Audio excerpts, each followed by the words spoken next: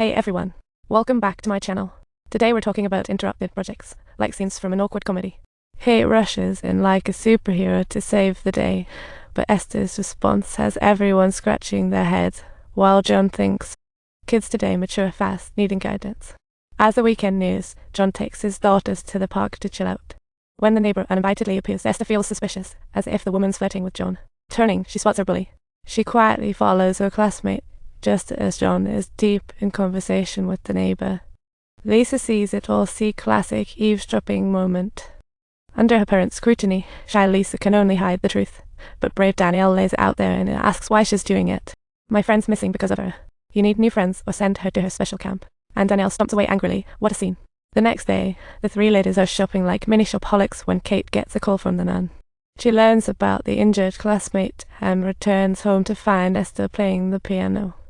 Kate tells John about Esther's behavior, but he supports her. Mentioning the flirty neighbor, John falls silent. The couple argues heatedly, while Esther, doodling, flashes a creepy smile. Tension rises. Then suddenly, the nun shows up at their door like an unexpected angel, ready to spill the tea on Esther.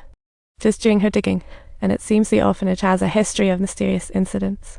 While there's no smoking gun, she keeps popping up at every incident. It's like a horror movie waiting to happen. But the creepiest part, the family that adopted Esther once met their end in a fire, and the culprit is still at large. John insists it's just coincidence. She's only 9. The nun suggests seeing a therapist.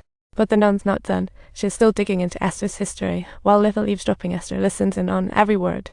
She quickly calls Lisa for backup while grabbing a hammer like it's her sidekick, and Lisa miraculously finds the safe-ski. Inside, she finds the gun, and Esther, without batting an eye, loads it up and points it at Lisa, ready to drag her into a wild scheme. Lisa, threatened, has no choice but to comply, and off they go on a detour that involves the nun.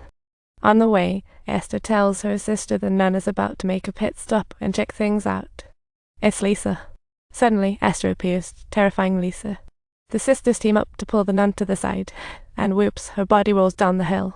But surprise, the nun's still alive. Talk about hidden instincts kicking in. The poor nun is not deceased, but utterly freaked out inside, silently screaming not again in her heart. Vibes are off, she's terrified, and just can't hang, when suddenly she gets a notification ***. She's not about to let fear take over, while the rest of the cast seems to be drifting into a gust. Michael can't escape, and just when it counts, Amanda stops her harassment. What a puzzling situation. That move brought me to my knees, she exclaims. Is there any way we can start anew in this chaotic and twisted world? Under Esther's threats, Danielle freaks out and, no kidding, almost Peter Pants. I can't even. The next day, the couple takes Esther to the therapist, and surprised she aces the evaluations like a pro. The doc thinks she's a responsible kid, while Kate's parenting gets called out big time. This throws John into doubt, but little do they know, Esther's having a meltdown in the bathroom. Back at the villa, John's icy as ever, and Kate gets a call from the orphanage. That's when she learns the nun's gone missing, and later that night, the cops find her body. The police are on the case, yet there's nothing pointing to any killer. Kate's got a hunch something's off. Meanwhile, Esther's in her room upstairs, and with the purple lights flashing, the vibes get super eerie. Kate can't resist checking online and discovers Esther checks way too many boxes for personality disorders, but John thinks Kate's just making a mountain out of a molehill about her findings. He agrees Kate can investigate Esther, but under her threat, the kids dare not speak the truth. Back to the villa, and John plans a dental appointment for Esther, but she flat out says no.